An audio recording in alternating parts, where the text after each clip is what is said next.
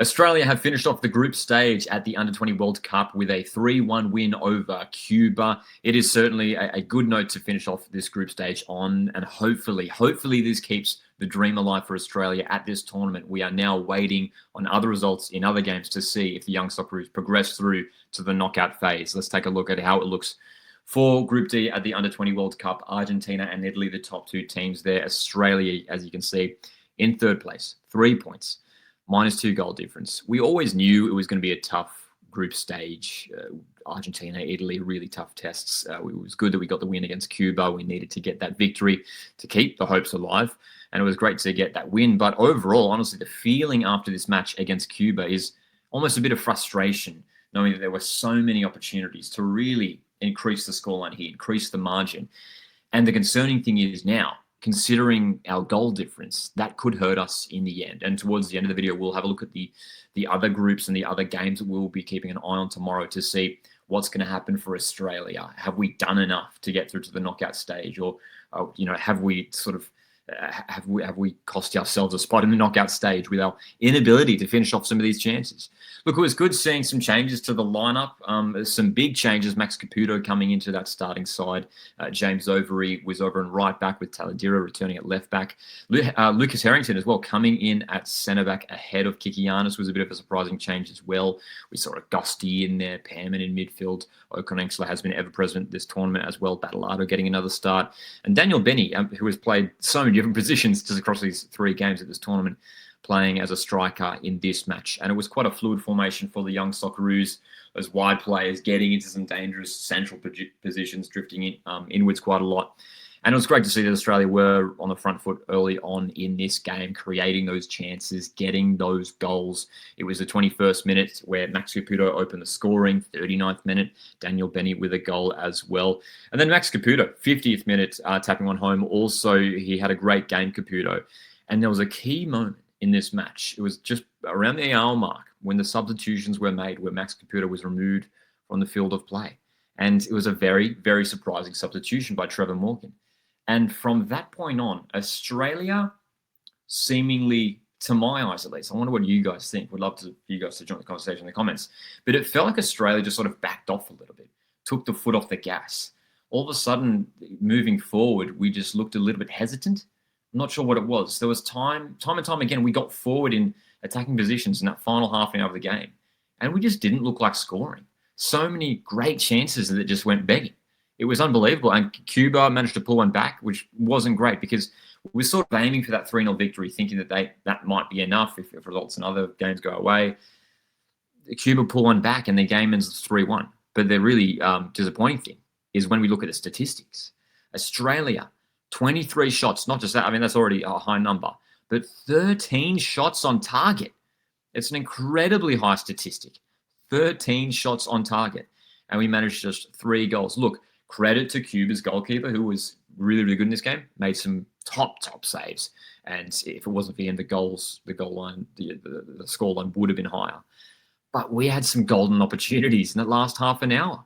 Look, Luka Ivanovic and Musa Toure coming on in the later stages of the match. We know an exciting, 2 exciting players there in forward positions and even in the wide positions as well. Yuli and Quintal coming on, trying to impact the game.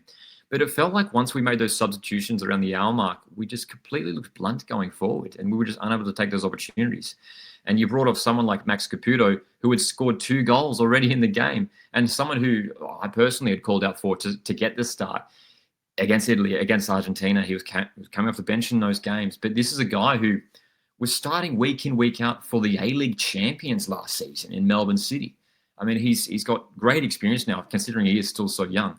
Fantastic finisher, and he showed that in this game. And dare I say, if he was still on the pitch, I think the scoreline could have been higher. Some fabulous opportunities. And we just missed that quality in front of goal, that finishing ability.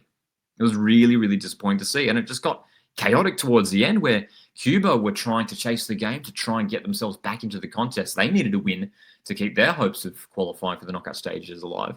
And all of a sudden, all these gaps and spaces were opening at the back. Australia managing 23 shots, 13 of them on target, and unable to even just get that one extra goal, which could prove the difference.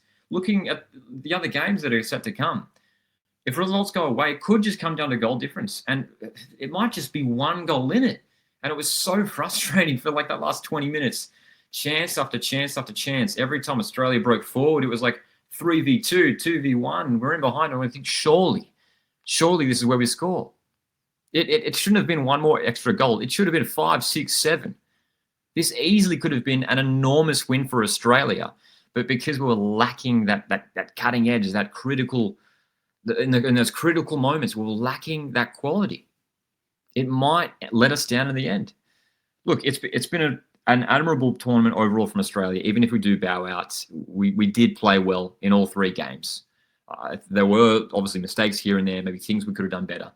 And this is a fantastic squad of players, and they've got so much potential. We love these players and what they've done for Australia, winning the Asian Cup earlier this year, the Under-20 Asian Cup, and now really performing, putting in some brave performances at this tournament. And a lot of them have had fantastic, careers so far already in the A League, and a bunch of them have already gone off overseas. But it's just so frustrating, and I'm sure the players are frustrated too, knowing what was on offer here in this game, and looking at the chances that we had. It should have been more. It really should have been more. Again, I'm really proud of the group stage that we've had in the end.